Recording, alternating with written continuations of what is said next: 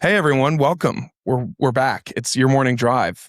You know that because you clicked on it. But I'm Logan. Thank you for being here. I'm the host with the most. Thanks for tuning in. Let's get started. First and foremost, we are recording today's episode from 216 Co-working, which is located in downtown Cartersville. It offers private offices, team suites, meeting rooms built for professionals, remote workers, and growing teams. With 24/7 access, high-speed internet, furnished spaces, and a polished business-ready environment, it's a strong option for anyone working across Bartow County and beyond.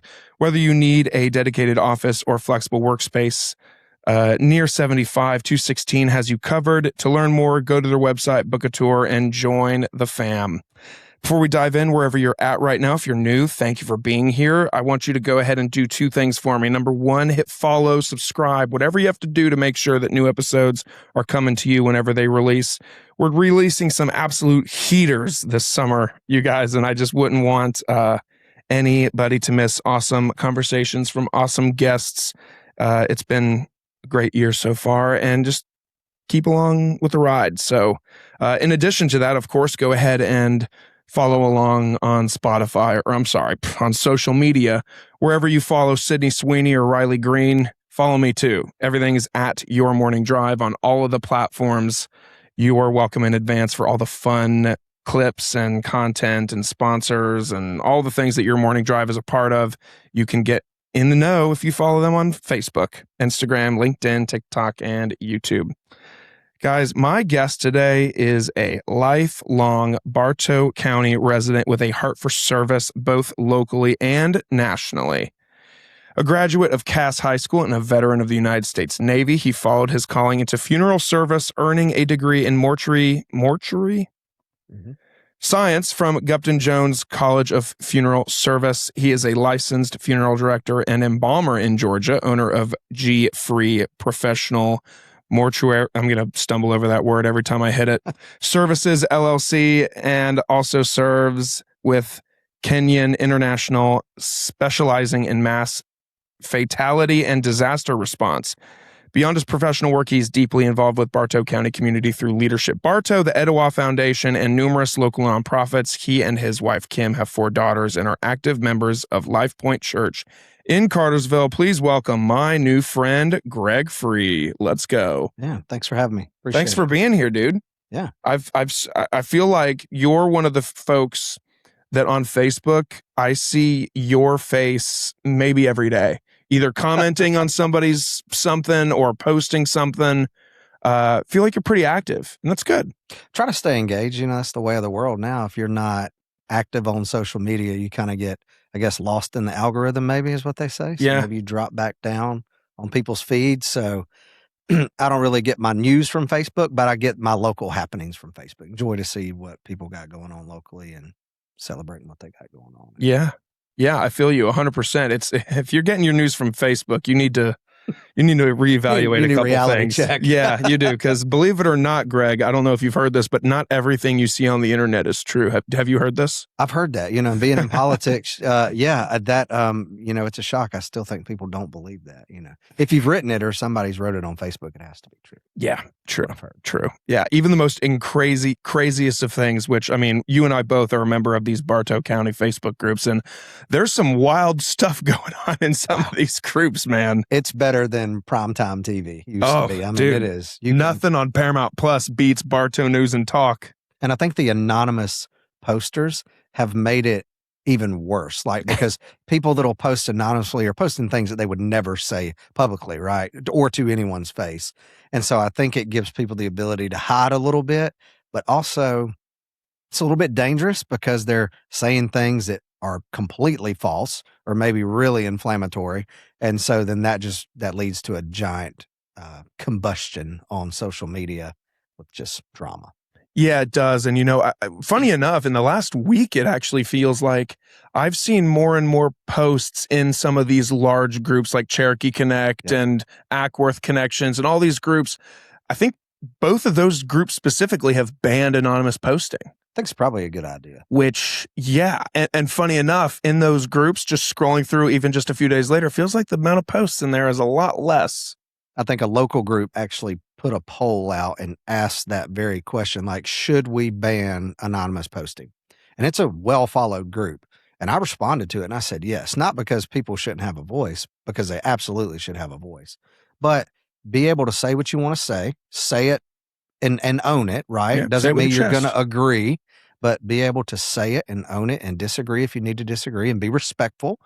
But there's a lot of people that don't want to be respectful when they disagree, so they'd rather hide behind that anonymous participant tag. They want to be, rocket scientist giraffe 467 or whatever. But some creative names. Yeah, really creative. There's some weird ones in there, like type 2 diabetic orca or whatever. There's some weird stuff in there. But yeah, I have a love-hate relationship with it too, because like sometimes there's just something that you see and you're just like, man, I want to go scorched earth on this. Especially like somebody, excuse me, voice crack. I'm not 15, I promise. When, especially, I don't consider myself anything bigger than I am, but like having some kind of forum like this, sure.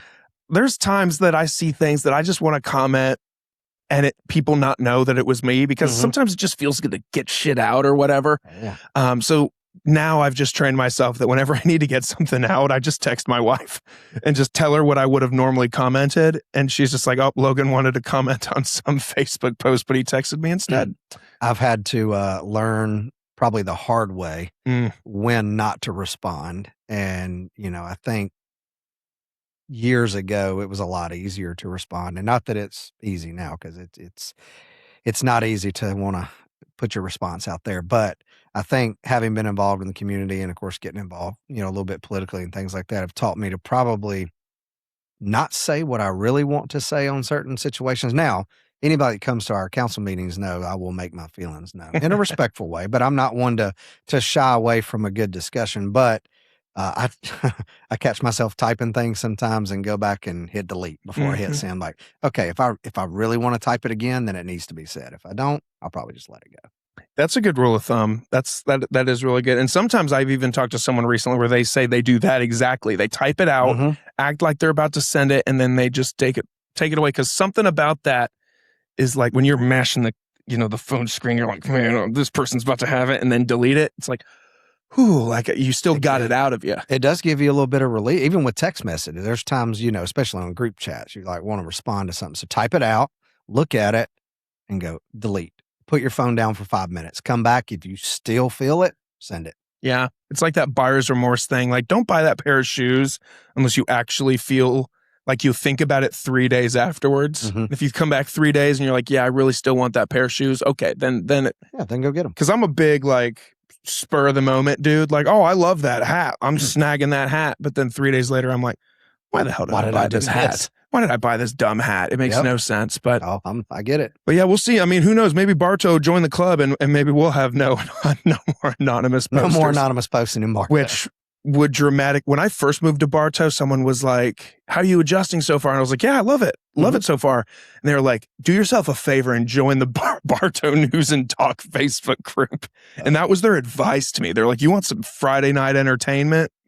Throw that puppy on. You can get it 24 hours a day. Oh, it seems like good. There's always activity. It's so good until like there's stuff that like someone actually posts something meaningful and then someone in the comments is just saying something so hurtful. And you're like, man, this is when the anonymous posting should go away, is when you see stuff like that. Correct. Because, that's the other part. I tell our oldest daughters all the time, because they've grown up in a world where technology is at the forefront. Whereas before, if you wanted to hang out with your friends, you actually had to go put some effort in and go hang out with your friends. That's the downside to technology, is it's made us forget the human aspect of just being another human being.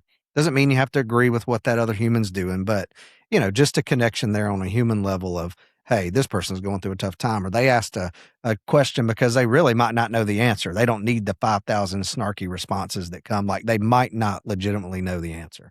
None of us know everything.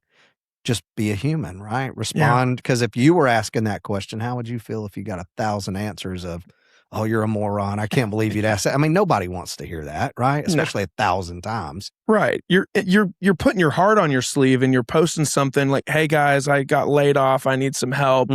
Get a job, loser. It's like, okay, like Yeah, Maybe should the have first planned one better. I'd It's like, laugh oh, I at. planned to get laid off. Yeah, it was my plan. Yeah. So sorry. Maybe don't suck at your job and I you won't get laid apologize. off. And it's like, okay. And knowing my toxic trait, if I was famous, like crazy famous, and I had people in comments saying stuff, my toxicity would want to get in the comments and fight back. But you always hear all the people say like, oh, you just can't look at the comments. You can't look at everything. But it's hard to do sometimes. It is very hard to do. And Real quick, guys, I want to talk about the team that makes your morning drive possible. Hammerhead Creations is my marketing company right here in Cartersville, Georgia. And honestly, it's built for businesses exactly like yours. If you're a small business owner who knows you need to be showing up online, but just don't have the time, or you don't want to hire a full-time employee to handle it, that's where we come in. We're talking websites, social media management, email marketing, and yes, podcasts. Whatever it takes to keep your brand visible and moving forward. We've worked with businesses all across Georgia and beyond, and I'd love to see what we can do for you. So go to hammerheadcreations.com to learn more, or shoot me an email at logan@hammerheadcreations.com. Let's get to work so that you too can swim with the big sharks. Especially someone like yourself, I'm sure. Like you're serving people and you want to know what the people think, but then you open your comments and you see loser and you're just like, okay. it can be brutal, especially when there's something semi-controversial going on. But anytime something like that gets ready to happen, I kind of forewarn my wife and say, hey, don't get on social media for a little bit. If you do, don't look at anything regarding this. You're going to see some things that are just outlandish. Just don't respond. Yeah. It's just, sometimes no response is a response. Silence is an answer. Because for some people, I just don't understand the idea of like, if I disagree with Greg and his policies or his principles or his beliefs, whatever, like that's okay. But that's also, I think I was raised like before social media, like social media came out when I was in like high school. Yeah. So like I remember like what it was like to disagree with someone before social media existed. I'd be like, oh, that sucks. I hate that you believe that, but I'm still going to treat you the same. Yeah. But like nowadays, if people disagree with you, not only do they hate you, but they hate your wife, your children, your parents, your grandparents, anybody in your family. They're just like, screw Greg, and I'm going to go and find his wife's profile and comment like stupid stuff on her stuff. And it's like, bro, when did that become the norm? That's the sad part, is it is kind of the norm. And, number one, I don't know who has that amount of time and energy to want to do that, but it can't make you feel good when you're done. Probably that guy that got laid off or whatever we were just talking about. There could be no good feelings after you're done with that. But the other part of it is just what you said, is having the ability to disagree. And this is not just politically, this is just in the world, right? Yeah. Whether socially, religious-wise, politically, whatever, there's tons of people in this world that you're not going to agree with.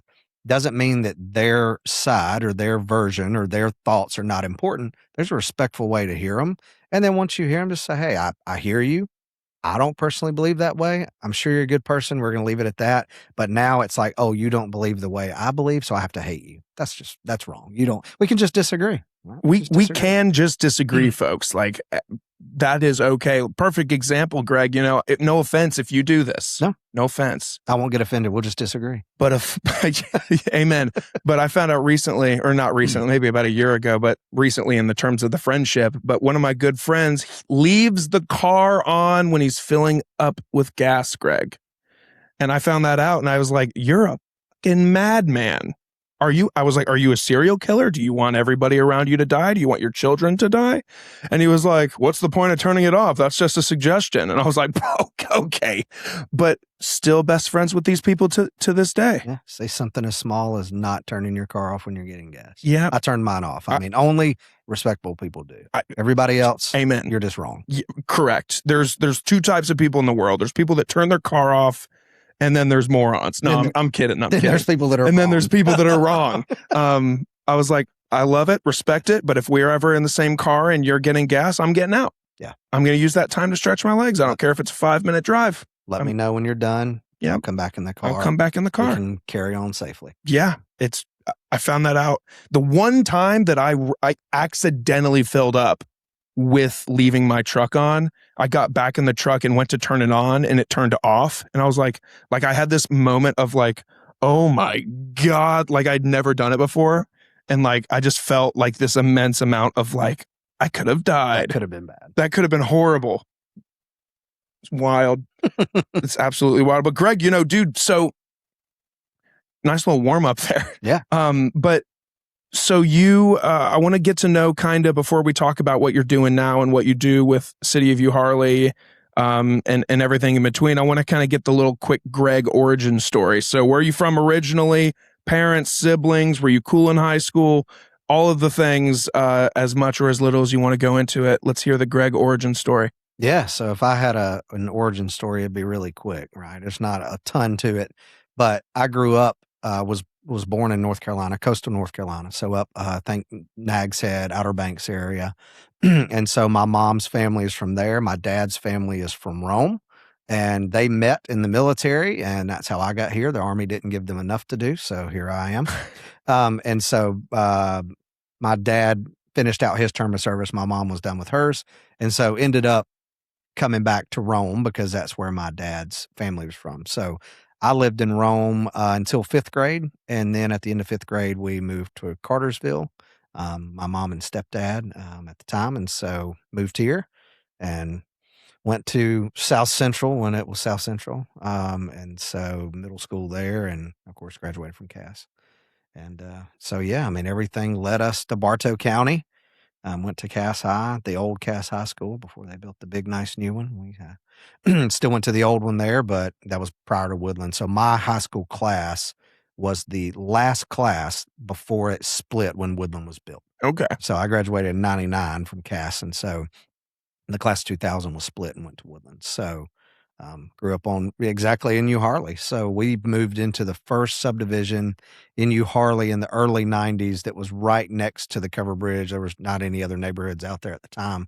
And so we moved from Rome to there. And then, of course, my parents lived there up until, 7 years ago, 8 years ago.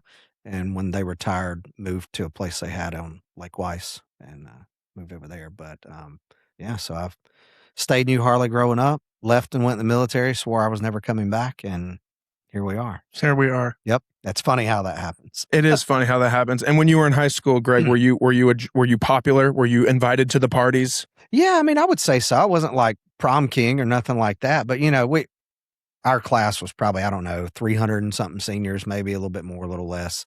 I feel like kids back then were a little more engaged with each other. Again, no social media, no cell phone. I mean, you had cell phones, but they're like bag phones, that type thing. So more going out, doing things together in groups. And so, and played sports, wrestled my whole life, ran cross country. So did that thing, played baseball and stuff, through middle school, that type thing. So, yeah, I mean, I would say just normal, average, everyday, small town guy, did the normal stuff every kid would do, and a lot of things, thank God there's no cell phones to have recorded. Yeah, so that's what I hear from a lot of folks. My dad often says the same of like, dude, thank God cell phones didn't exist, or we might not be here. I'd be under the prison. Oh, for sure, dude. Hearing stories about what y'all were able to get away with back in the day, dude, it's bonkers the kind of shit that you guys used to do. It's mind-blowing. I'm generalizing you guys as anyone before cell phones could record. There's a whole generation. Yeah. And especially in a small town, back then we didn't have some of the restaurants and things like that we have here. So if you wanted that kind of stuff, you had to go to Kennesaw, which felt like 4 light years away, but was no getting on 75. That was kind of a rule. I mean, we didn't drive on 75, I think, till I was probably 18. But 41 was no problem back then. If you left now to go to Kennesaw on 41, you'd get there tonight. But, I mean, it's just so much traffic. But back then, if you wanted to go hang out, I mean, you went to Barrett Parkway. You did, all the stuff that teenagers do. Whereas my girls now will ask them, well, what are you guys going to do? Oh, we're going to go to Sonic. We're going to go to get coffee or, something like that. So just generationally different. And yes, we got away with a whole lot. Golly, just innocent fun, I guess. But, nobody got hurt most of the time. Oh, yeah, dude. My dad grew up in a town where there was like 50 people in his graduating class, super small town. And it was in the Midwest, and all that was there was cornfields. And so it's like anything that you can do in a cornfield, they did. Done it. Yeah. Just driving through them, partying in them. Like, I I just wish I had a time machine so I could go back and check out like what it was truly like without cell phones, like not just like, oh, let's leave our car or our phone in the car, cell phones, like truly no technology Nothing. around. The only technology around was maybe a boombox speaker. And I mean, God, like maybe that's it. Maybe that's the only technology. Maybe someone had a computer or something. I don't know, but like, just to be able to truly exist without the technology. You had to be intentional when you wanted to call somebody back. You, number one, had to have a quarter. Number two, you had to find a payphone where you didn't feel like you were going to get mugged while you were using it. And then you had to, pull over. I guess pagers were probably the big thing. I was in middle school, I think, when pagers really started hitting, and everybody had a pager, so somebody could page you, and then you'd have to find somewhere to stop and call them, or your parents could page you, or, Wild. whatever. That was your form of communication. That, and that's, I guess, AOL chat rooms, that type of thing started coming online about that point. And it was really like, oh, wow, I can talk to somebody in California from my computer. Wow, this is cutting edge, and you just talk about nothing. There's a room full of people talking about nothing. Oh, yeah. Yeah. Yeah. So it's so funny to think about where we're at now. Like we're just, I mean, in this very room right now, there are 4 screens in front of us. Yeah. And like, that's just, there was a time where that just wasn't a thing. But well, if you had one in your house, you were lucky. Yeah. Right. Well, that's like, dude, the other day I was talking with my dad too, because he was like, I pulled up to my parents' house and he was loading up a TV that I guess he had bought that wasn't working properly. So he was going to go return it. And I was like, man, that's a huge TV. How much was it? He was like, $400. And I was like, dude, I remember when I was a kid and you went to Best Buy or you went to Costco or Sam's or whatever. And I remember going through the TV section because they always were playing, kids movies and stuff. So it'd be an easy place for me and my siblings to go sit while my parents did real shopping or whatever. And it was like $4,000 for a nice big ass TV. And now you can get like an 80-inch TV for $800 or something. Yep. And it's nuts. Remember like the first big, like, I wouldn't even call it flat screen. It was more just like, well, it was a flat screen. It wasn't a flat panel, but like rear projector type TVs, there's like a cabinet attached to them with speakers built down the bottom. If you had one of those, of course, you thought, oh, but it's big time, right? And you saw the picture back then, you thought, man, this is great. But now when you look at it, because you have to be like dead on. If you're sitting to the side of the TV, couldn't really see it that well. But I remember when those were like the big thing. And then when flat panels started, like you said, they used to be $1 million, it seemed like. And now you go get one off the shelf today for $500. It's great quality, whatever. It does the trick. Yeah. And they're just so readily available now. It's just technology. And the TV will do everything you want it to do. Yeah. Stream, get on the internet. I mean, use it as a screen for your computer and project up to it, like whatever you need. It's nuts. I'm thankful for it, but there are times, like, again, because, I was able to grow up without the cell phones and stuff. There's a time I'm like, man, to be able to go back and like hang out with my buddies when I was in middle school and there wasn't a cell phone in sight or video games. We were just, doing running around neighborhoods, knocking on people's doors, ding dong ditching at 1 a.m. Like that was the fun life, dude. Sometimes I wish I could do that as an adult. Now everyone's got ring cameras and everything. Everybody's got ring cameras. Everybody's mad when you ring their doorbell at 11 o'clock. Whereas before it was like, it's just kids. Yeah. Wasn't a big deal. But I think being able to have fun in an innocent way has probably been lost due to all the technology. That stinks, man. Yeah. It's just going to be a different world for kids growing up in that. It's just, life is never going to be that kind of innocent fun. There are still kids that do it, I'm sure. But, just what you said, going out with your buddies, riding bikes until dark. Like, I mean, we did that constantly because, again, we were growing up in Euharlee and there wasn't a whole lot out there at the time. And swimming in the river, doing all that stuff. There wasn't neighborhoods with pools really out there. So it was, your creek was the pool. The river was the pool. Yeah. Whatever you wanted. Yeah. Nuts. It's like people are like, we didn't have anybody's house to go party at, so we just made a party of our own in a field somewhere. And it's like, man, like imagine just saying, the party, like imagine being able to tell someone where the party's at, but you couldn't get on your phone to look it up where it's at and you just had to find it. Yeah. You're like, just listen for the music and you'll find us. Keep coming till you see the fire with 20-foot tall flames.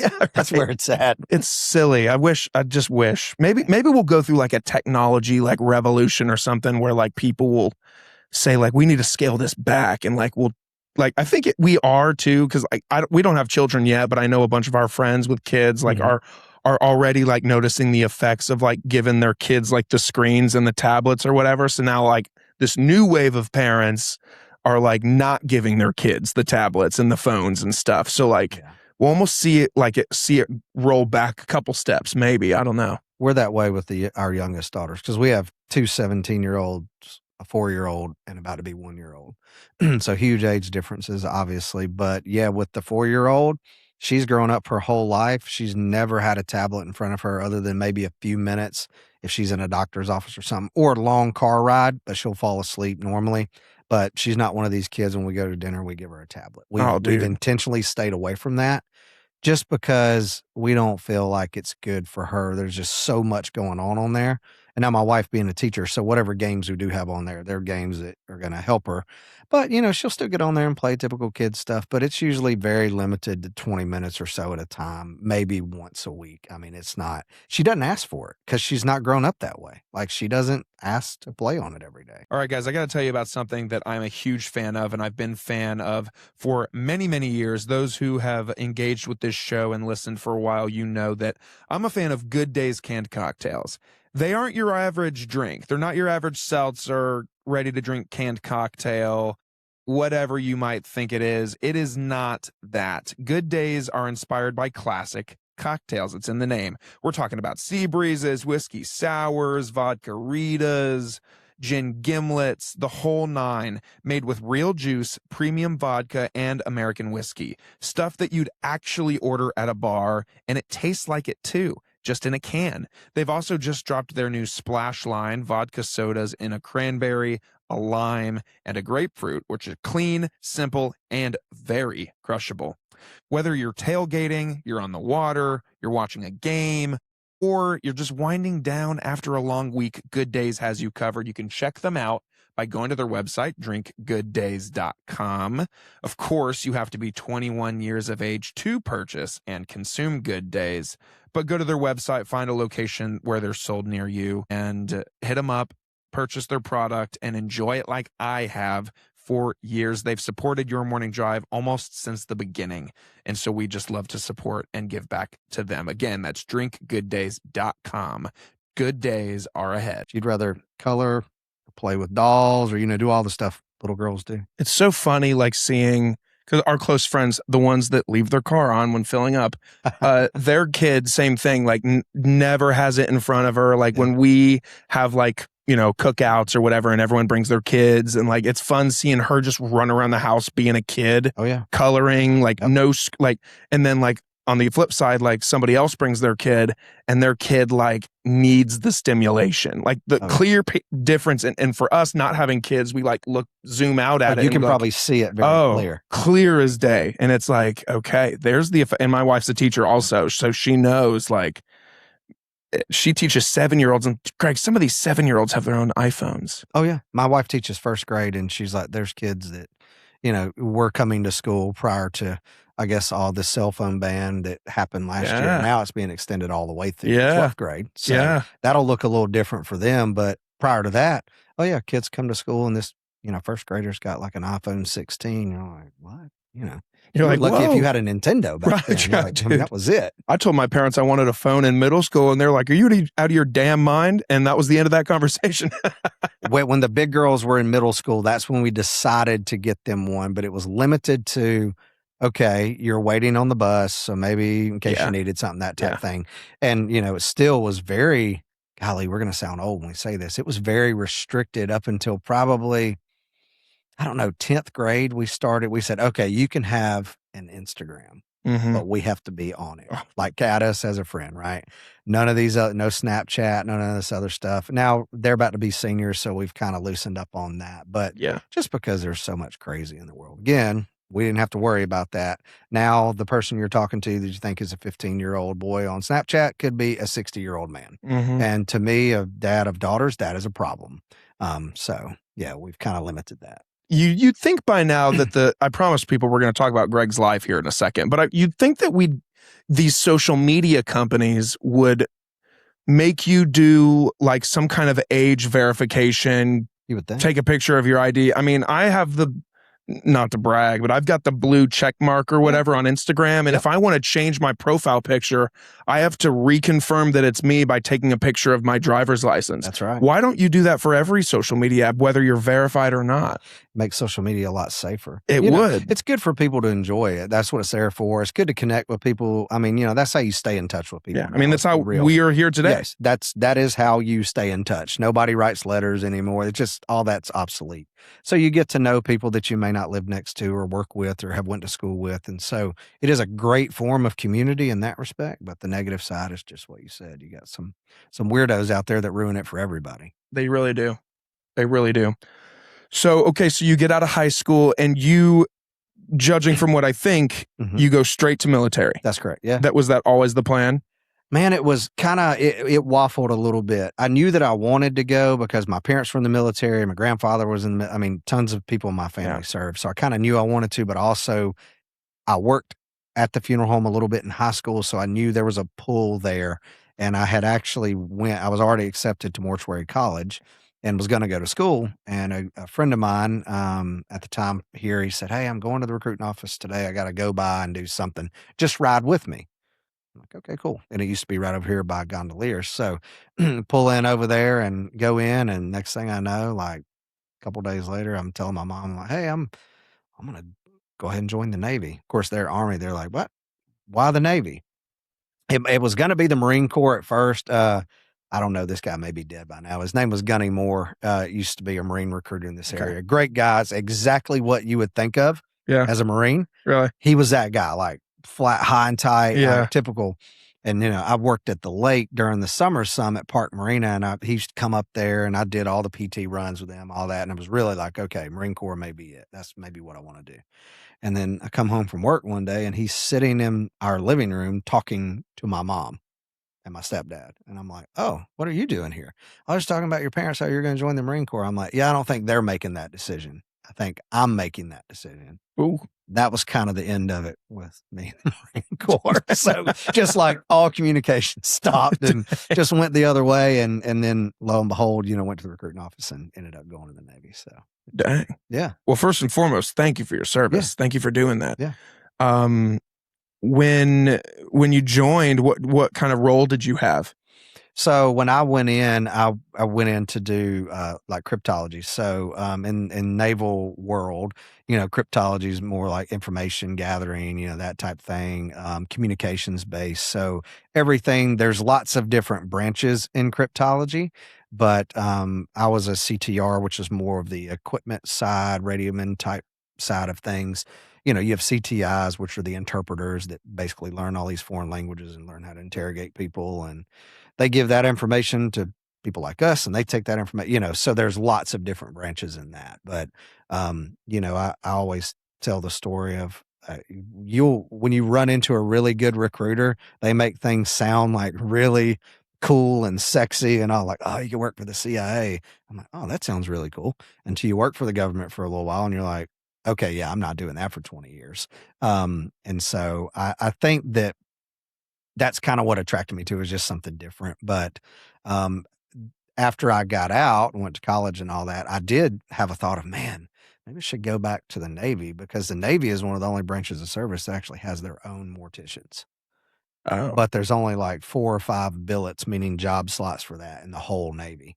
And so they don't turn over a lot, and, they just do casualty assistance, that type stuff. So that thought quickly dissipated as to like, okay, those days are probably done. But interesting. Yeah. I'm going to ask this next question with love, Greg. Sure. And I'm sure it's a question you get from time to time, but I don't know a ton of people. In fact, I don't know any people that do what you do. Well, I do know one guy, and his nickname is Digger, because he digs graves. Oh, yeah? In fact, that my dad's hometown that had maybe population of 200 people. When you're in a town that small, everyone has nicknames. Sure. Yeah. I don't know the man's name. It's just Digger. Just Digger. And so even when my dad's dad passed away, and, just an ultimate like sad time, sad weekend, sad period of time. But, when you're there and your helping your parents with the funeral arrangements, and you're there with your family and your cousins and everyone's just together.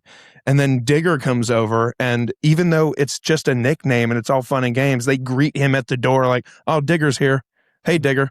And like, so I don't even know Digger's real name, if I'm being honest. But like, so I always think of, whenever I think of somebody that does what you do, I always think of Digger. I'm like, where's Digger at right now?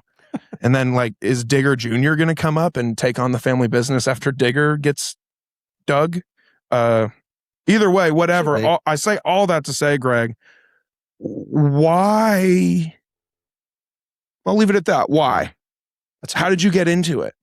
That's a good question, man. A lot of people ask that, so it's not an abnormal question. Yeah, I'm asking with love, total respect. I think, being in the profession for a long time, I think people that want to do this or are involved in funeral service for a long period of time, usually it's kind of like being maybe a pastor or something like that, right? Like, in your heart of hearts what you're meant to do.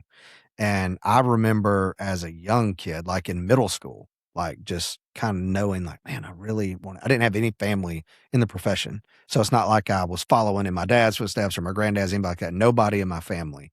But I just had this draw that I'm like, I don't know what all it entails, but I know I want to learn more because I think I want to do that. And as I got older, it became more obvious that like, hey, I do kind of want to do that. And so working a little bit in high school gave me the kick that I needed to say, okay, that solidifies it for me. That's what I want to do. And at the end of the day, it was, people think people in our profession are like infatuated with death or, they have this draw to death. It's not that at all. I mean, there's probably people out there that do, especially some generations now, which are kind of scary, but it was about people. It was about wanting to work with and help people.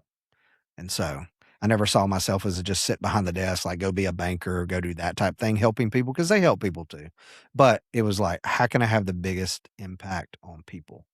And that drew me to that profession. And you're definitely doing that, especially when you're helping people in a really, really critical part of their lives, a really emotional part of their lives. Yeah. So I'm sure that there's been times that you've been yelled at or screamed at, but I'm sure internally you're just like, it's the emotions. They don't really feel that way. They're just venting, and I'm the other person on the other end of the phone or whatever it is. So is that heavy? Is that taxing? You've done it for long enough now that you probably are about to say that you're used to it, but when you first got into it and you were doing it full time, were you just like, Jesus, this might not be for me because of it being such an emotional and kind of a heavy topic? Yeah. I think there are people that, if anybody that's been in the profession for any period of time will tell you that part of it can be the hardest.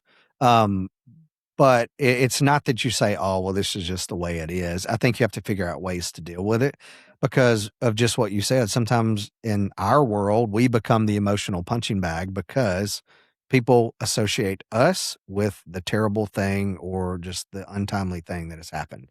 And, people want to yell at you and everything else. And I've had people say some pretty nasty things over the years, but I try to remind myself and try to remind them, like, and as I've gotten older, I've gotten better at this. Wasn't always easy, but just like, hey, I'm here to help you. I'm not here to make this harder. Now, I'm treating you like a human being. And I fully expect you to treat me like one, because if you can't, then I'm not going to serve you. Like, I need you to meet me halfway. We're going to get through it. You're going to have a lot of swings of emotion, and my job's to take care of you, but I need you to treat me like a human. And I think that's part of the problem with our profession and why a lot of people do quit is because they cannot take the emotional roller coaster, because it can be really, really heavy. Sometimes it can be, especially as you get into being a parent and, things like that. When you have a 4-year-old and you see a 4-year-old at the funeral home and you go home and all you see is your kid and you're like, man, this is heavy. That's a lot. Or somebody that's lost their spouse and you have a spouse, or, there's just a lot of scenarios where I think the average person, maybe they're just not built for that, because there are a lot of people that come and go in our profession, and you can tell the ones that are built to make it work because they have the ability to leave work at work. And if you can't, it will swallow you up quickly. Yeah. And I just know for myself too, just personally speaking, I'm a really emotional dude. Like, I could cry like if I, not even if I'm watching someone or listening to someone say something, but if I say the right thing at the right time, like I could have a tear go down my neck Yeah. or my cheek. So like I just know that it wouldn't be for me because I'd be all dried up. I wouldn't be able to continue. Like, was it ever like really emotional? Or again, like I hate to say, or like, are Yeah. you numb to it? But I don't think you get numb to it. I mean, I can tell let me put it this way. If I'm being completely transparent, the younger me did not, it's not that I didn't have feelings in certain situations. Maybe I was just better at keeping them like here, right?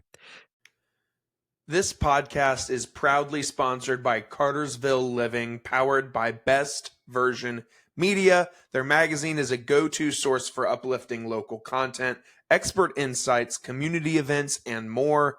They're bringing people together every month with compelling stories and informative articles from around town. Each new edition of Cartersville Living brings us closer to our vision of uniting the community, one person, one home, and one business at a time. The older I've gotten and as life has happened and, you go through different things in life, some of these scenarios that normally you would be very stoic in, you're like, okay, good. Now you kind of have to check yourself. Like, okay, take a step back, look at the whole picture. Like you got to be able to be there, to be strong, because just what you said, I mean, there's times, I mean, heartbreaking times for families, like when someone is carrying their child around in their arms at a visitation that you've prepared. Nothing prepares you for that. You People do that. Oh, they have. And you do. That is one of the times in my career that I've literally had to walk in the next room and say, okay, like lip quivering. Okay, get Yeah. it together. Yeah. Like I'm here. I am You're here to help, like, yeah. figure it out. You gotta do this. But and you don't know what those people are feeling, a spouse, a child, a grandparent, whatever their relationship is. Like you don't know what they're feeling unless you've been down that road. And so I think anybody in our profession, if they did not have those kind of moments, they shouldn't be in it because it means they're just completely numb Yeah. to death. And we're all, you don't get used to it, but I think you just learn how to compartmentalize it. You just like somebody in public service, fire, EMT, police officers. They see and deal with terrible things, but they have to put this over here in this box and say, okay, I'll get to that in a minute, but right now I got to do my job. Somebody needs my help. I Yeah. need to do this. And so I think for our profession during COVID, it become a thing, like the last responders, because when the world happened with COVID, oh, well, that was the first time light had really been shined on funeral service ever, because what we normally do happens behind the scenes, right? But then all of a sudden, it's at the forefront of the whole world. Like we have a mass fatality incident happening worldwide. Who's going to handle that? Hmm. It was funeral homes. And I presume you were busy. Everybody was. Yeah. I mean, there were people sending, funeral directors going to other states, helping where things were terrible, just volunteering their time to help their fellow colleagues, but also fellow communities, because they just were overwhelmed. I mean, people were overwhelmed. And so, yeah, I think that's probably one of the first incidents in my life, at least, where what we do as a profession got brought to the forefront. Like people were like, oh, wow, these people do really exist. They're not just hiding behind the shadows. These are people in your community. They're your neighbors. They're your T-ball coaches. They're your whatever, but they also do this. And so, yeah, I think it takes special people to stay and do what we do. So speaking of that, with what you do, what's it really like? Like, what are the day to day, like, what is it like? Man, I tell people, controlled chaos. It's a good way to describe it. You don't ever know what's happening. Like you may walk in this morning and things be relatively quiet and you say, hey, okay, I'm going to get this, this, and this done today. And within 30 minutes, that whole plan is wrecked because the phone's rang 8 times and there's people that need you and you're going, right? And so that's one thing about our profession is, there's a lot of days like and that's probably what keeps a lot of people in it. It's not your same mundane job that you go to every day. Every day is constantly going to be different.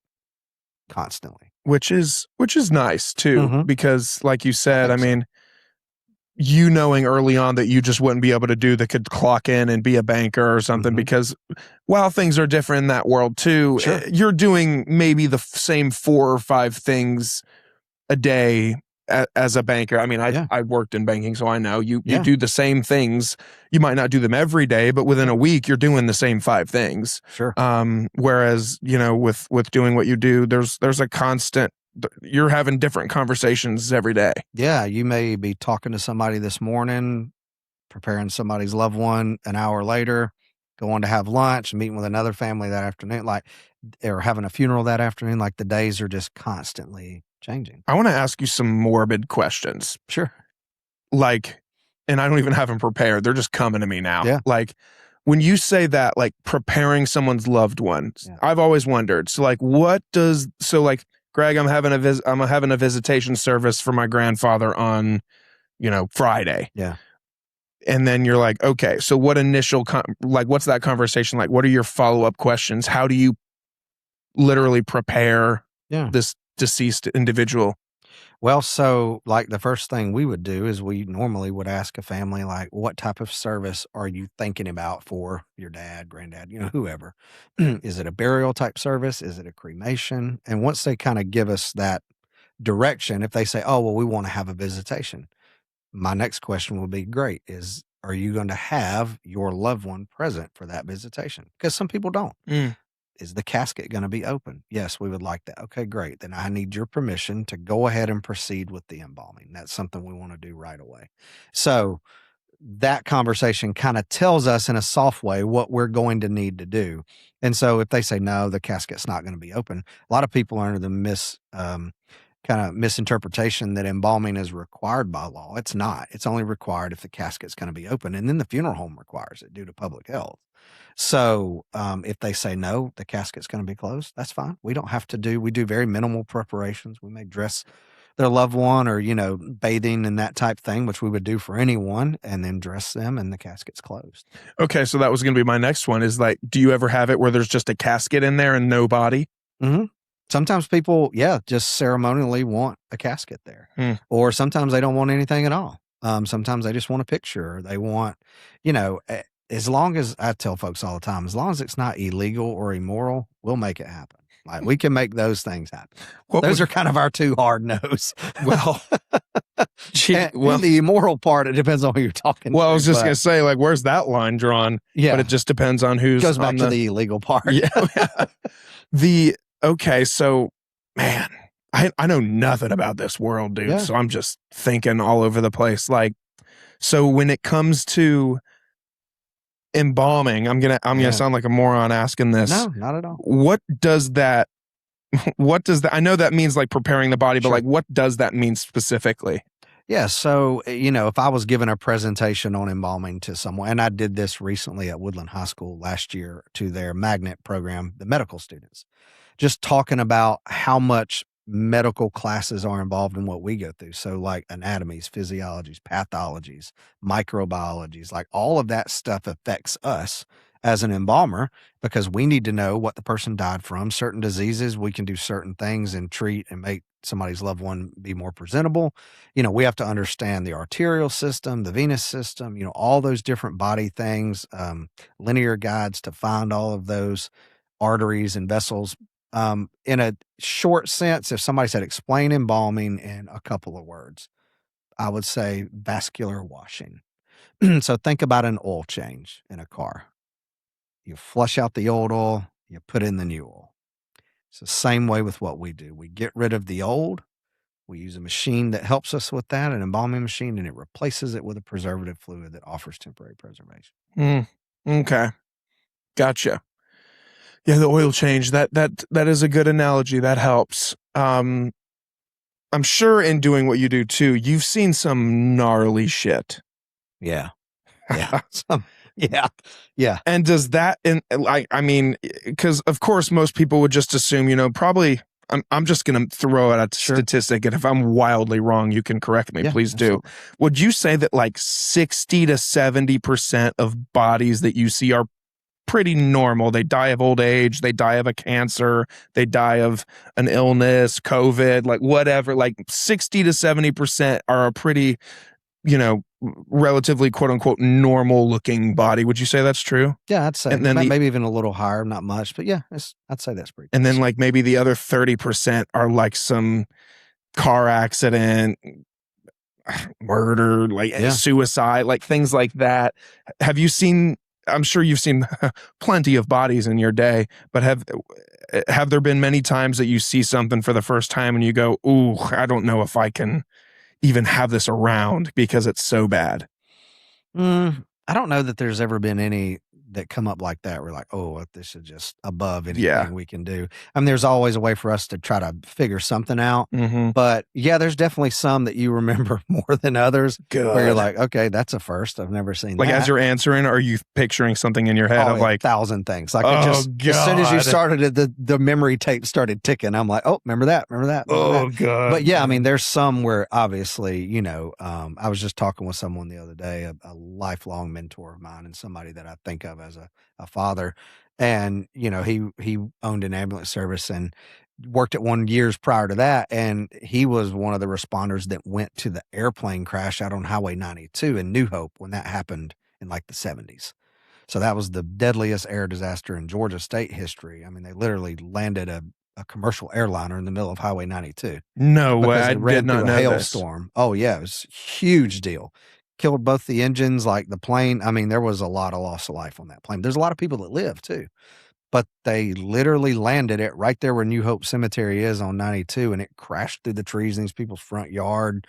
And he always tells the story of turning on to 92 from Highway 41 and that turn right there, being able to smell jet fuel in the air from all the way right there, knowing like this is bad. When we get there, this is going to be really bad. And it was, of course. But, I think there's things in our profession that you're just, again, some people are able to deal with that and look at that and go, okay, this is work. Let's get to work. We'll deal with the other part later, because I think that is also a big stigma in our profession that I think my generation of funeral directors are dealing with it, whereas the other generations before us, maybe not as much. Like PTSD in our profession is a real thing. And that's why a lot of these people get out, but they don't want to say that's why they got out. They don't want to say that they can't handle that part of it anymore. So it's finding healthy ways to deal with it. And I think my generation, I'm in my mid 40s, people that have been doing this 20, 30 years now, and my age group is not unrealistic. And so I think they're the ones that are saying, hey, it's okay to maybe say, we've had a heavy caseload here recently of some really crazy things. I need a couple days to kind of empty the boxes and just decompress, and then we get back to it. Whereas before it was like, oh, you didn't bring that up. You just went to work. Well, yeah. And I think that's like you said, the generational thing. Like, Yes. just pick your pants up, and yeah, you might have seen some horrific shit today, but that's what you signed up for, essentially. That's right. Yeah. But like now, and I'm glad that it's gotten to that point. I mean, I wasn't old enough to live in that time, but I'm glad that we're at a place where you can talk about those things, because it can be very isolating. Extremely. And I'm sure really frightening sometimes. I mean, just thinking about that plane crash incident alone, I mean, they probably saw some stuff that day that they had never seen and haven't seen since. Oh, yeah. I mean, I've been involved in some of those through different other organizations. And yeah, airline crashes, massive loss of life, things like that, Hurricane Katrina, all of those things, you see things that you go, wow, like I'll never see this again. Thank God. But let's go serve. But yeah, I think that is probably what makes the difference, is having some of those experiences. Some of those people have been experienced to that. So you can look at it and go, okay, well, this is bad, but it wasn't that bad. So let's draw a line and just kind of go over here like, oh, I remember this one situation that was much worse. So let me take this in context, and, just being able to have, like you said, not feel alone in it. There's a lot of people in our profession that, even though it seems like a giant profession, it's really, really small. And so everybody usually knows people, especially the funeral directors and embalmers and that type thing. And so, just talking to your colleagues and, knowing who you can talk to outside of there, because obviously there's personal confidences and things like that. You want to be respectful to families, and we would never betray those trusts. But we kind of have a written rule in our house. We try not to talk about it. Things that happen at the funeral home. The oldest girls have grown up around it. I don't think they want anything to do with it. The 4-year-old loves to come to the funeral home. She would go every day if I'd let her. Really? She loves it. And I tell my wife all the time, like, I think that's the one that's going to end up taking over, doing it.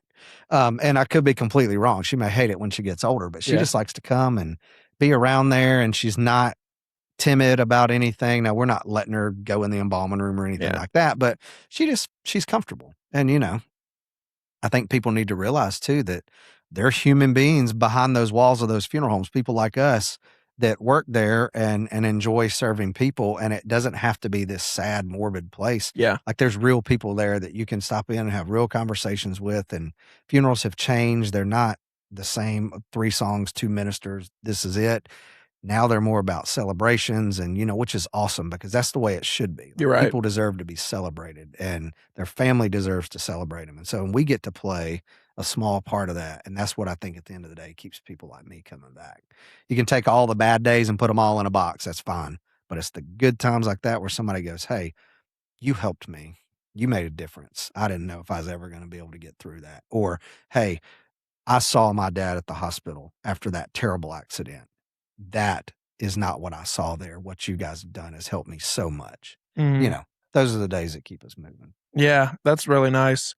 The absolute diehard horror movie fan in me wants to ask you, do you ever feel anything, Greg, at the funeral home? Do you guys ever experience anything? Do you I can say I personally have never, no. And I know a lot of people that would agree with that. As a kid being in the funeral home at night, I remember the first time kind of going on a removal by myself at night and bringing somebody's loved one back to the funeral home. I was a little more timid about like opening the doors and, just because you never done it. So you're like, man, this kind of feels different. Yeah. But as you're there more, it's completely natural. When I was in college, I lived above the funeral home in the apartment. So, it was nothing to me. Like it was like coming home.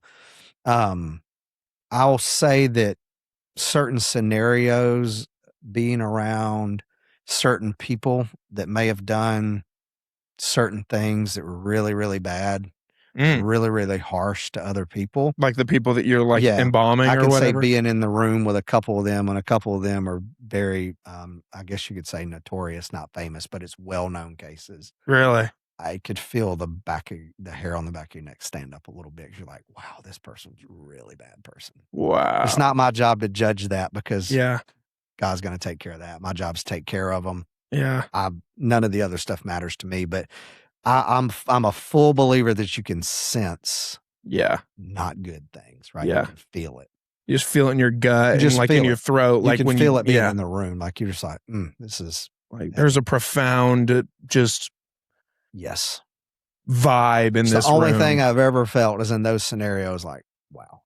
You've never like felt like a door opened or anything, like you've never experienced. Do you believe in any of that stuff? Man, I don't know that I do because I'm a Christian. I don't know. I believe that once you are gone from here, you're with the Lord, and that's just my personal belief. Yeah. Guys, I want to tell you about something really cool happening right here in Cartersville. All In or All Out Ministry is hosting their first annual Mic Drop Masters comedy event on September the 11th out at Georgia Highlands College in Cartersville in their gym. The event is Laughs for a Purpose, and that purpose is real. They're raising money for an incredible cause, and they need your support to hit their goal. Whether you want to grab a ticket, make a donation, or just spread the word, every little bit helps. Head over to givebutter.com/AIAO-mic-drop-masters-2026 to check it out. The link is in the description of the episode so that you can go down, donate, get involved, and it's going to be a ton of fun. We've got 8 great people from around Cartersville going around fundraising, raising money. So if you want to support any of them or donate to the mission overall or sponsor, if you're an organization that wants to get your name out there more, we're going to have a great time at Georgia Highlands on the 11th of September. So come out and support. Link is in the description. And to support AIAO, go to their website, AIAO Ministry. I've never seen anything to convince me otherwise. It doesn't mean that somebody else that believes otherwise is wrong. I just know what you know I what you believe. know, And yeah. I mean, I don't fault them for that because I mean, we serve it just in our profession a lot of different religions.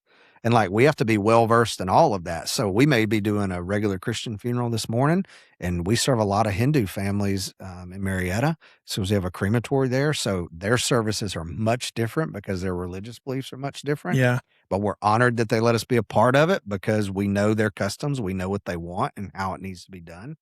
So yeah, I mean, I think we have to circle through all of that. Like we have to kind of jump through all of it. So yeah, just me being a Christian, I don't know Mm. that I've seen anything that changes my mind on that. Had to ask, Greg. No, we've never had a camera up with like that catches the orbs or anything. So I don't know if we put a camera in the funeral home and you may see something walking down the hallway. Yeah, I don't shoot, know. dude. I've had this like drive for the past couple of years because there's local people that do it. I think there's an organization out in Woodstock that's like a ghost hunters or whatever. And I've like thought about hitting people up and been like, yo, you guys want to go and like do like a YouTube video and like stay the night in some haunted location or something? I feel like that'd be a lot of fun. Are there any crazy haunted locations in Bartow County that Man, people just know that are haunted or whatever? People used to say like, God, what was it? Valley View Road goes out towards the old Civil War mansion out there off Euharlee Road. As a kid, we used to go out there. They used to call it Gravity Hill. I don't know that it's haunted as much as it is basic physics. Like the car feels like it's just you're rolling down a slight hill, but you don't see the hill, so you feel like, oh, the house is drawing me to it, man. Like, I don't know. Probably some cemeteries. Maybe I've heard Cassville Cemetery. Okay, There's a lot of Civil War dead buried there. Okay, I've heard, and I've buried people there, but never at night, obviously. But I've heard that at night that place is a little weird.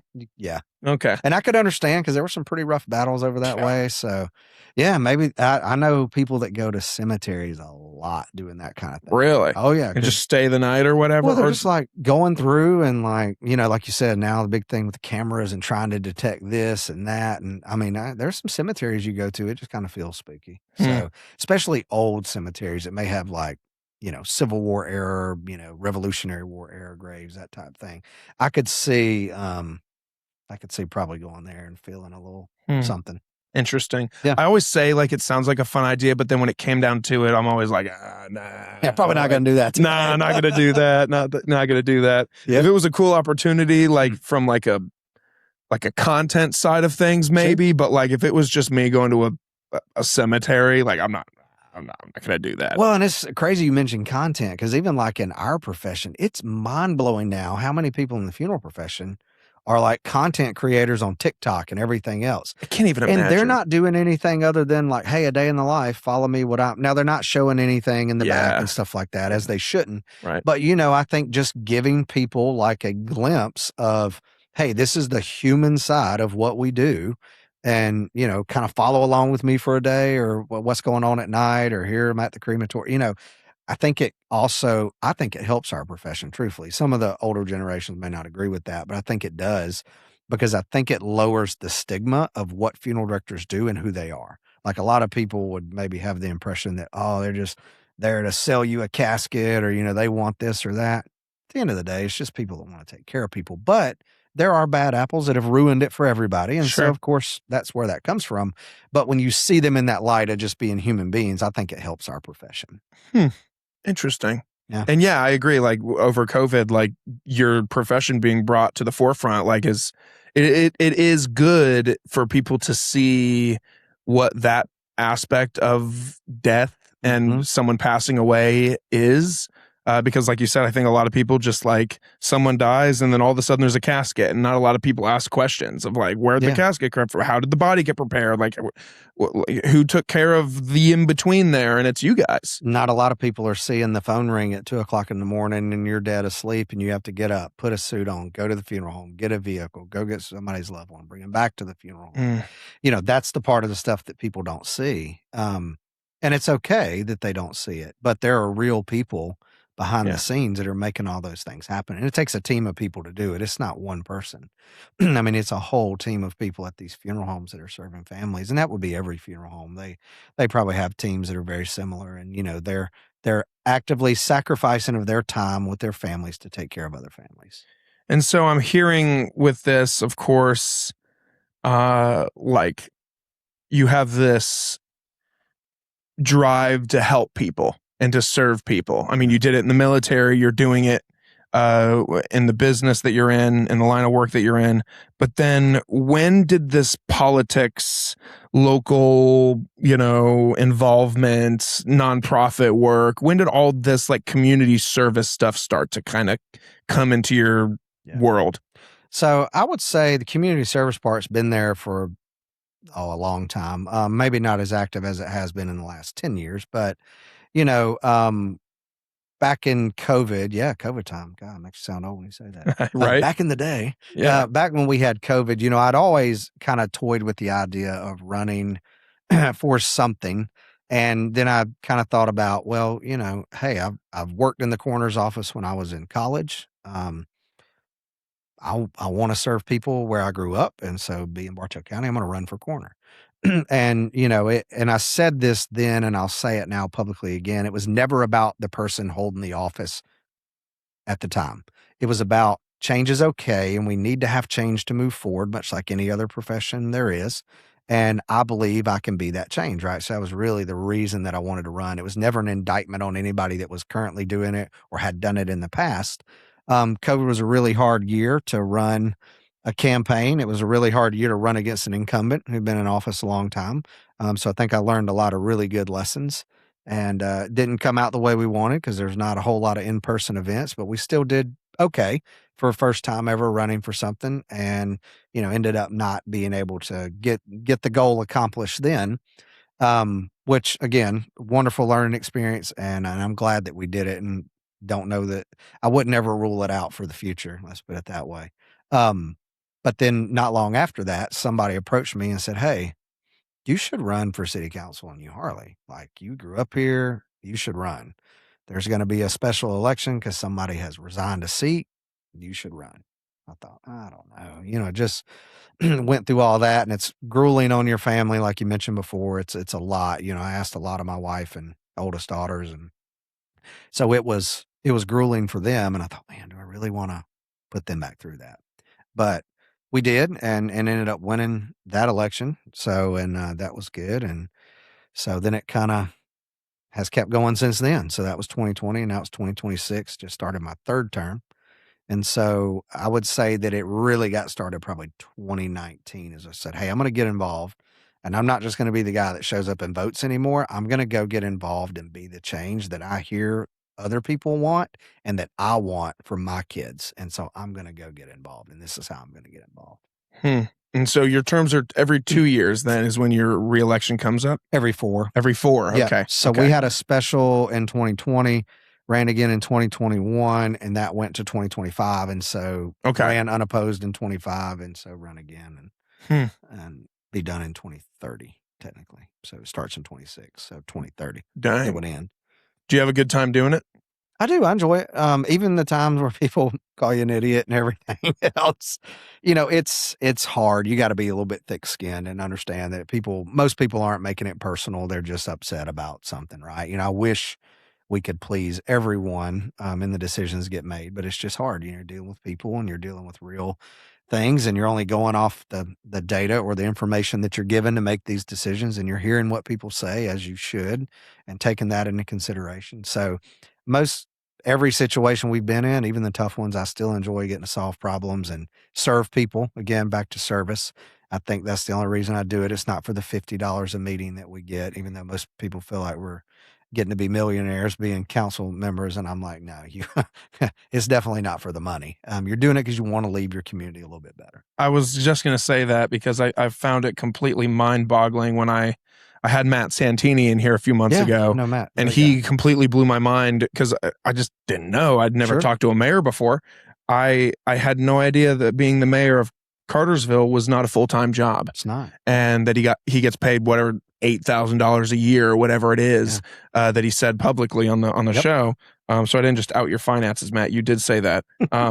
But I was like, oh, whoa. So that just means if the mayor's not then the city council thing can't be full-time either. Like, because I knew Tim did it, and I know Jason does it. And now I know that you, man, I know half the damn board at this point. Yeah. which is great. Good for me. I don't know when that'll come into my benefit, but Probably never. Probably never. Just to say that, hey, fun fact, Guilty I know by half association. of them. Yeah. Yeah, right. Exactly. I'd be like, well, Well, if Tim and Jason so you and Greg support did it. something crazy, I guarantee Logan. Let's boycott Logan's podcast. Yeah, for real. Well, wouldn't be the first time.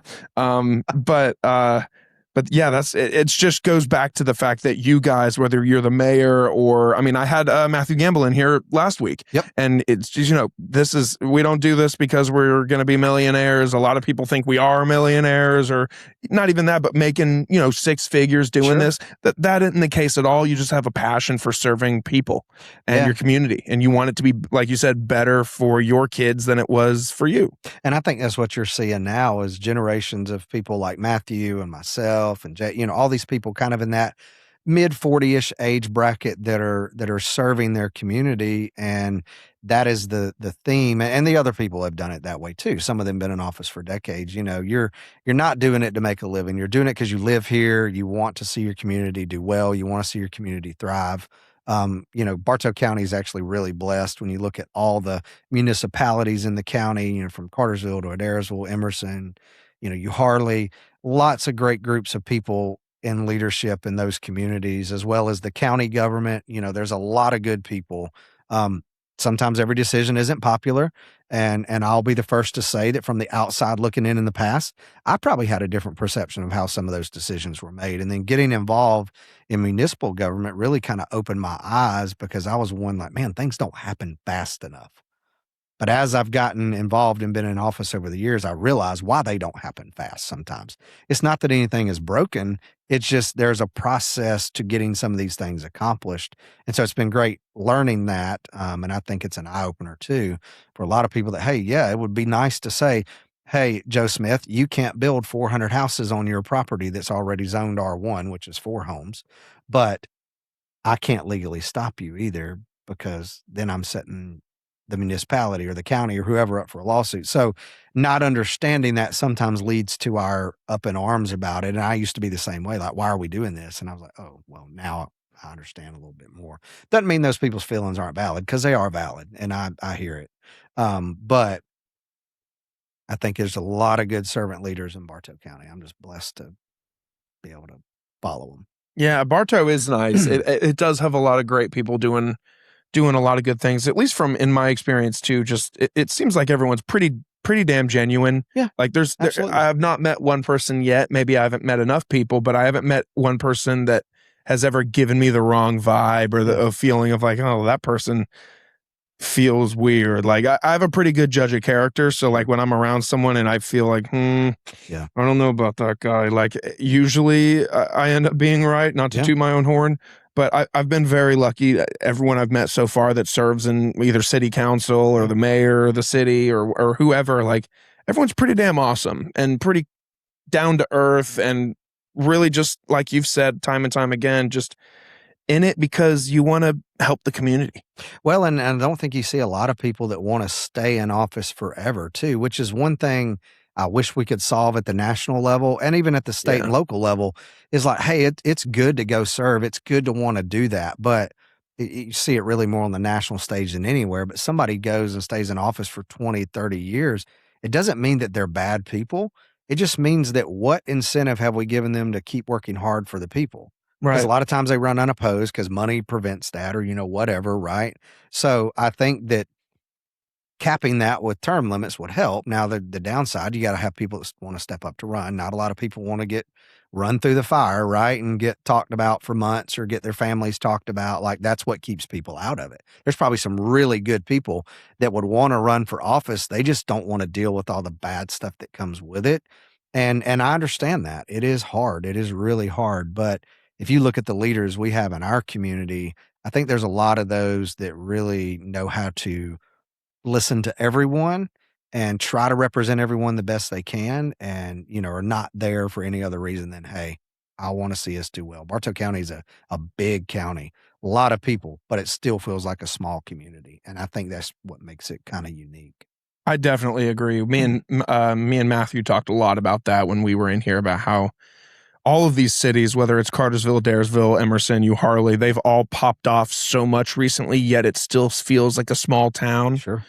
which is really interesting. It's not many towns can preserve that. Yeah. I feel like, I mean, even like I love Kennesaw. My Sure. parents live in Kennesaw. I love Kennesaw. Yep. But it feels not like Cartersville or Bartow County. Like when you're in Woodstock, I'm like, this feels very large. Oh, yeah. Whereas like driving through Bartow, even though traffic has picked up, It has. I still feel like when I'm at the, the barbecue and brews, or when I'm at the whatevers, I still feel like, oh, this is still a small town. Like everyone still knows everybody. Whereas like, I don't know if every town can speak to that. Yeah. It's true. Probably something pretty magical going on. I don't know what it is, but it's really cool. Well, and Bartow County is a very generous community too, as far as nonprofits and things like that. We just had our scholarship award dinner the other night, or event, for the Etowah Foundation. That organization, this is my last year on the board. I was chairman last year, be chairman this year, and finish in December. It's been around for 40 plus years, and it started out just doing scholarships, like for local students, right? Any Bartow County student. And over the years has evolved from scholarships to future centers in the local high schools, which help kids kind of figure out, do I want to go to college? Do I want to go to work? Do I like to weld? I mean, like, do I want to go to the military? So where your school counselors do all that, and they do a lot, this is kind of meant to help them, not to replace them, but it was more to supplement what they were already doing and help them catch some of those kids, and maybe give the counselor, hey, I talked to Johnny. Johnny is interested in this. So this may be something that y'all talk about. So, work, co-mingle with them, work side by side. Those have come about through the Etowah Foundation. The Bookmobile is now under the Etowah Foundation. So it's really went from early literacy all the way through post-secondary education. And that's an example of just one of many nonprofits in the community that are funded solely by the community. A lot of people think that, well, man, they must have like a couple millionaires giving them money or something like that. It's really not. It's a lot of these nonprofits, whether it be Good Neighbor, Etowah Foundation, numerous other ones, Backpack Buddies, they're all operating off the generosity of the community, whether it be through events or just giving or past alumni, whatever. So I think that speaks to our community, because there's not a lot of communities where you see programs like that sustain themselves for decades, or new ones that start up, get a foothold and be able to make a difference. You usually see them start up and go away. But Bartow seems to be like, hey, when somebody asks you to dig deep and give with your heart, people do it. Hey guys, I want to talk to you about something every business owner needs, and honestly, a lot of people are sleeping on. If you've ever wanted custom hats, shirts, tumblers, laser engraved merch, corporate gifts, anything with your logo on it, you need to check out Branded and Devoted Designs. These folks are right here in North Georgia, and they specialize in making your brand look sharp. We're talking leather patch hats, custom apparel, branded merchandises for businesses, teams, events, you name it. And here's what I love about them. Send your logo and they handle the rest. Same day quote turnaround during business hours, and bulk pricing is available as well.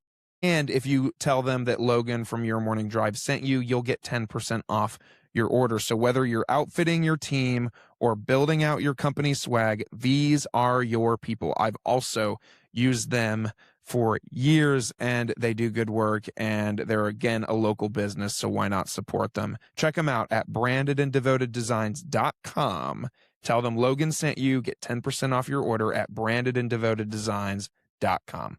Now, back to the show. It is really special. I've never been an adult in any other city that I've lived in, because I haven't, but like living in Bartow, I realized very quickly, I mean, man, there's a lot of nonprofits around, but there still seems to be enough money to go around too. And like, you see things like the Good Neighbor raising $430,000 this year or whatever it was. And then like with Red Door Food Pantry, same thing, being able to raise $100,000, $150,000, whatever they did.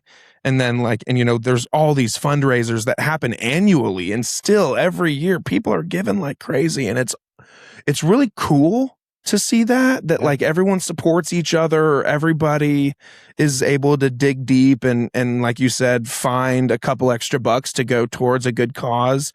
I've not seen that ever before. And I think it's really cool. Yeah, it's pretty unique. And, we did like dances, we Yeah. did that in 2021. My wife and I did. And Oh, did you? You yeah, danced? yeah, we did. Oh, It was nice. great. It was a lot of fun. She's obviously much better dancer than I am, but that's back when, the couples just had the couples and obviously had a coach. But, it'd be in the year after COVID. So they slimmed the event down. There was probably 3/4 of the people there that were normally there because they didn't want the whole gathering back yet, right? And this was in March of 2021. Whoa. So So like COVID was pretty much still a a thing, year. right? Yeah. And they were still like, we don't know. Even talks of possibly a couple of weeks prior to it, like, do we have to cancel this if people are getting sick? But I thought we raised a lot of money that year as a group. It was like 260,000, 250, and now look at what they raised last year. That's just proof that that event continues to do well.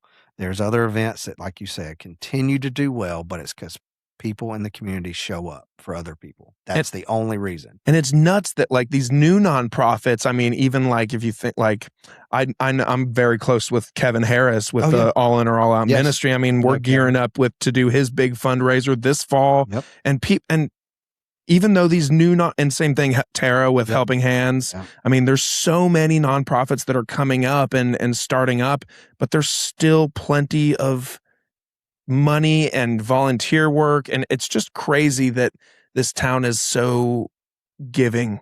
And there's a need, right? The need continues to increase. We talked about that the other night is, yes, all these scholarships are great and all the work that Future Centers do is great, but it's going to continue to increase because the community's needs increase.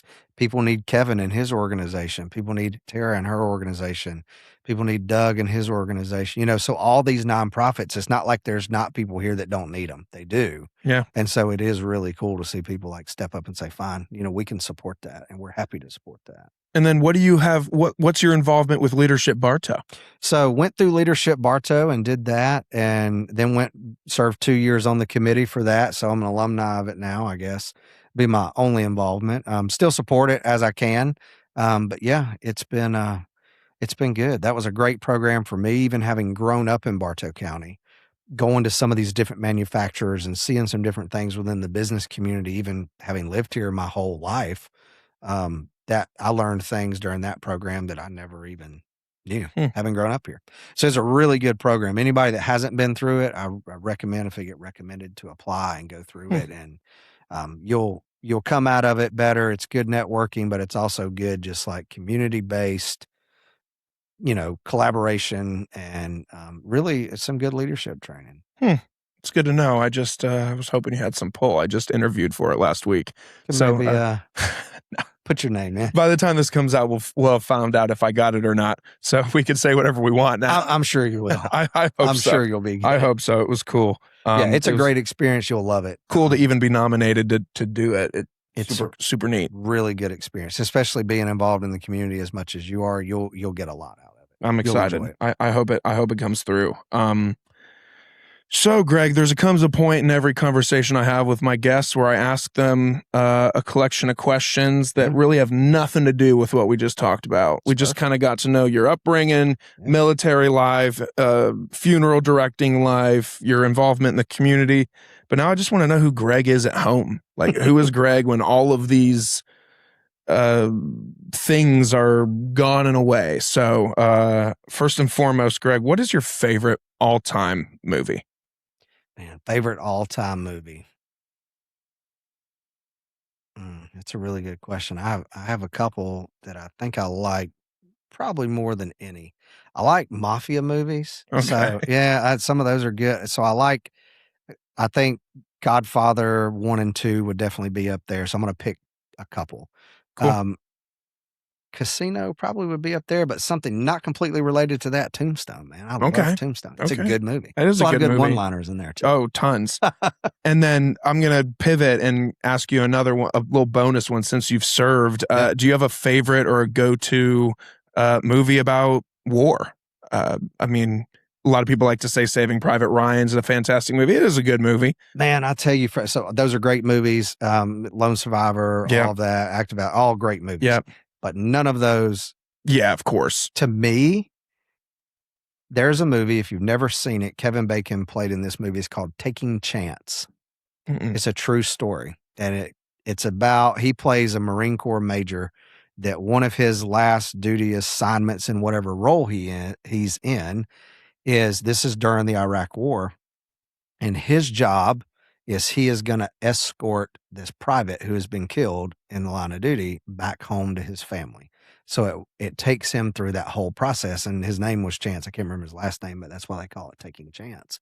But it is literally getting him. He didn't want to do this. But like, sir, we need somebody to do this. Normally officers do not escort enlisted people, but he stepped forward and said, I'll do it. Normally it's somebody of your same rank or equal. And so he stepped forward and said, no, I'll do it. And it kind of opened his eyes as being an officer that was behind the scenes during some of that stuff to, this is the cost of war. This is what it cost this family. Right. And so it's a really good movie. If you ever get a chance to see it, it's called Taking a Chance. I'll write that down. That sounds really good. Always down for a new movie.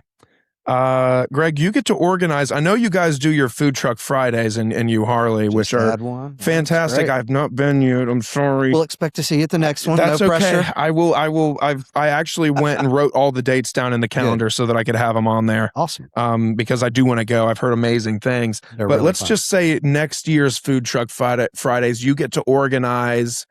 Let's say the finale of next year's Food Truck Fridays, you get to organize the finale and you have an unlimited budget, Greg. You get to pick 3 main acts for that final Friday. Who are those main acts? Man, I tell you, so if they could be alive or dead. So live or dead. That's a good one. So, wow. God, that'd be fun. So I'm going to think this is going to blow people's mind, but the opener is going to be Pink Floyd. Okay. All right. Okay. Then you got somebody in the middle that may tone it down a little bit. I don't know. Maybe like a John Lennon solo performance. Okay. And then just going to blow it right back to Bartow County roots. Whiskey Myers will finish it off. Okay. That's a good lineup. Yeah. I think like Whiskey Myers, we like country style rock in our house. Like it's good stuff. Cool. Yeah. You got something for everyone there. You got a nice heavy act to blow the top off, and then you got something kind of mellow in the middle, and then you got a banger of a finale. Yeah. Sweet. Let's make that happen. Unlimited budget. Euharlee City Council needs to get together. We're going to have to raise the millage rate to 4,000 in order to even attempt to afford that. Of course, then none of us will be there, so it won't matter because we won't be elected again. So. Nope, not at all. Greg, you guys are going out to eat, you and the wife. You are just at any given restaurant. You're trying a new place. What 3 appetizers are your go-tos, no matter where you go? Some type of dip. So like a crab dip, something like that. Calamari, if it doesn't look like rubber. That's where kind of one of those people like, that doesn't look like calamari. We're probably not going to eat that. Amen. And then I know, man, this, if they have anything that's an egg roll, so like a Southwest egg roll, something, whatever kind of made up egg roll they got, we'll normally try that. Cause I dig it. Yeah. I dig that. The calamari thing is so real. I still think the best calamari I've ever had is at Bernie's in downtown Kennesaw. Okay. I haven't tried that.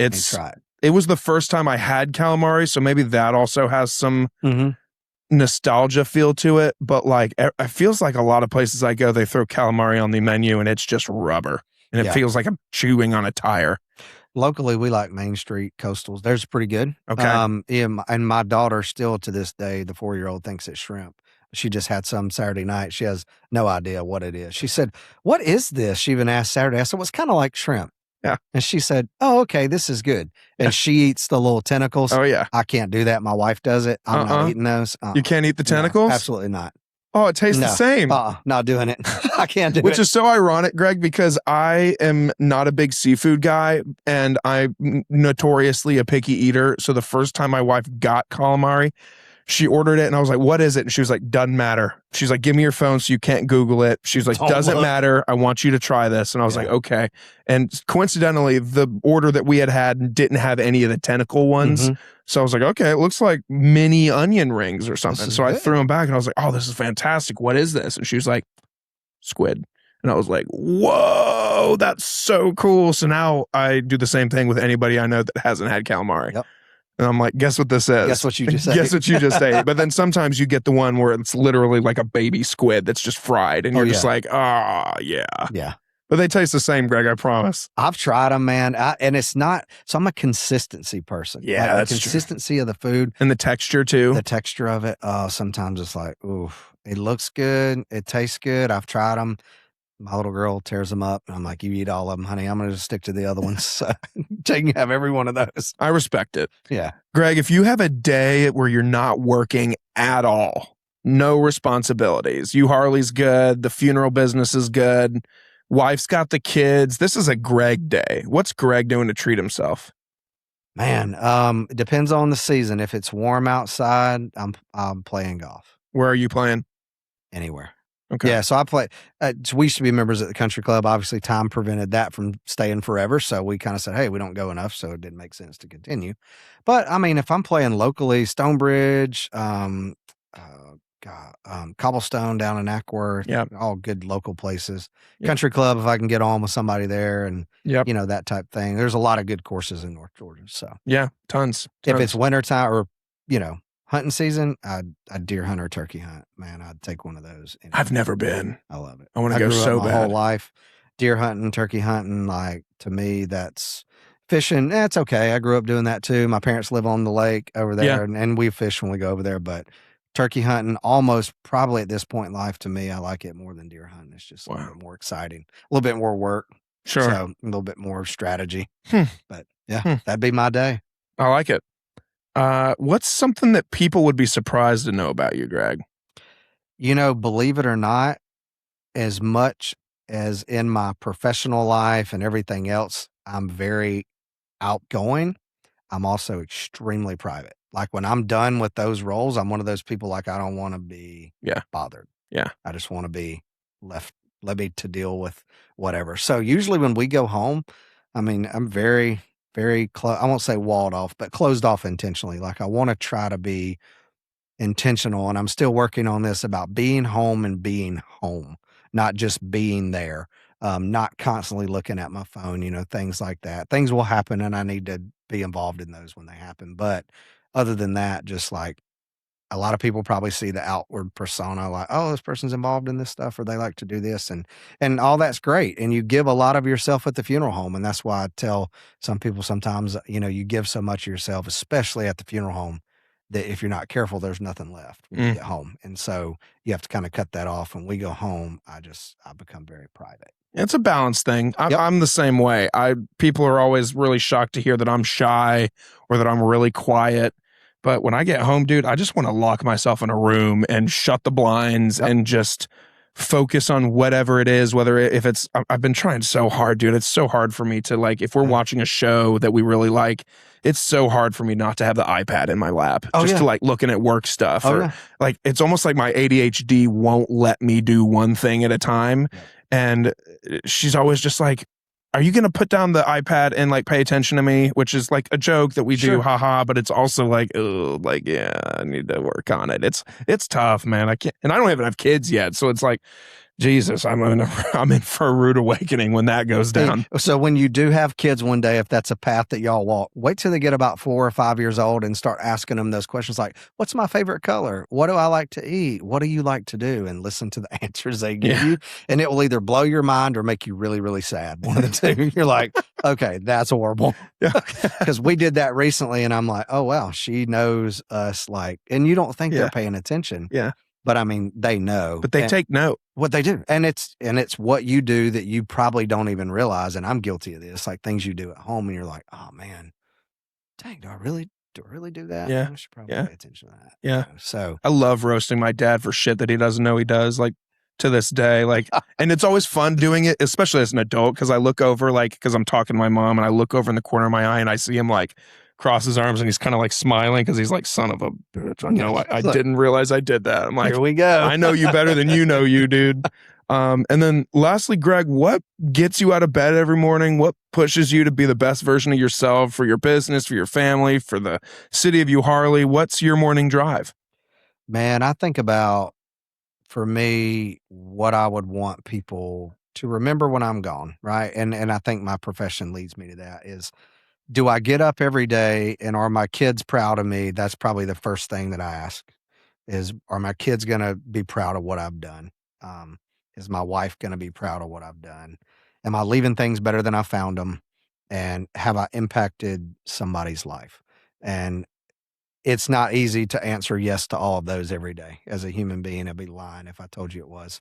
And I've come a long way in 45 years of life, but I still got a long way to go, I hope. And so, I'm going to continue to try to make them proud and just try to be 1% better today than I was yesterday. I love it, dude. I love it.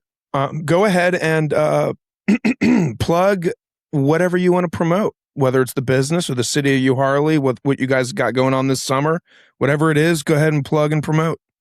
Yeah. Well, for me, I mean, I don't want to ever plug or promote.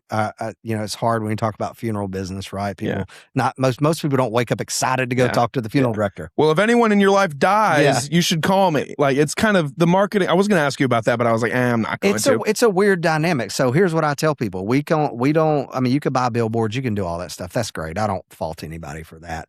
But really, our business is built on relationships. And that's why people pick up the phone and call you. And yes, total strangers call, maybe because they're looking for this price or this, they like where your location is, whatever. But it's not that, it's relationships. And so so not only dealing with the funeral stuff, but I have an insurance license through all this too. So I sell all of our pre-need insurance at the funeral homes. And so people that want to pre-plan their funerals and stuff like that, I help them do it ahead of time where they can financially secure it to save themselves money. So I tell people this, if I'm plugging any of that, I'm not plugging that, I'm plugging me. Like if I can help somebody, I'm always willing to help. The city of Euharlee is a great city and I'm honored to serve there. And I hope that people come and visit. I hope that people like the things that are going on out there. We have a lot of things for families. We have a lot of things geared towards the outdoors because we want people to come there and feel like they're coming and experiencing things. We're not trying to be Cartersville. They're great. Don't get me wrong. We're not trying to be Adairsville.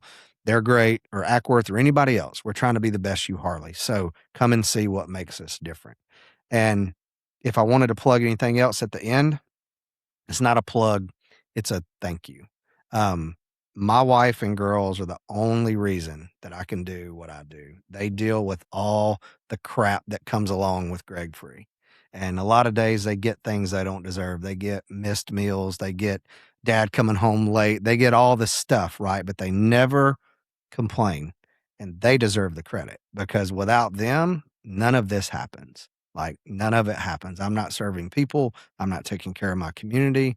I'm not representing the city of Euharlee if it wasn't for them. If they come home tomorrow and said, that's all got to stop, we'd rather have you, it would stop because they are the reason. So I don't need to plug them. I just want to tell them thank you. Oh, that's really sweet, dude. I love that. I love that you did that. That's really nice. A lot of people, with whatever you're doing, whether you're an entrepreneur or a public figure or a musician or a comedian or whatever you're doing, there is people at home waiting for you. 100%. And those people fight a battle too. They're trying to support their person that is out and about doing good things, but it's tiring, I'm sure. It's frustrating at times. So that's really cool that you do that. Yep. They deserve the credit. If it wasn't for them, none of this happens. So I'll end with that.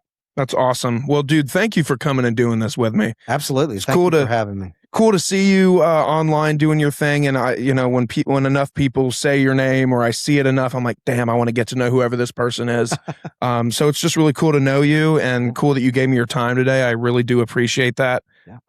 And just continued success and everything. Well, I appreciate you having me, and you're one of those same people too. You got good things going on, and it's exciting to watch what you're doing, and we need more people in our community that want to step out and be different and start their own business and make their own mark in the world. That's what makes this community great, and by collaborating and getting to know each other, that's what it's all about, man. So I'm just really honored you let me come on and spend some time with you. Sure, man. Absolutely. Guys, again, thank you for being here today. Thank you for tuning in. If you're new here, I do thank you for staying and hanging out with me and Greg today. Yeah, that's it. Take care, everyone. Thanks for joining us. See you next time. Bye-bye.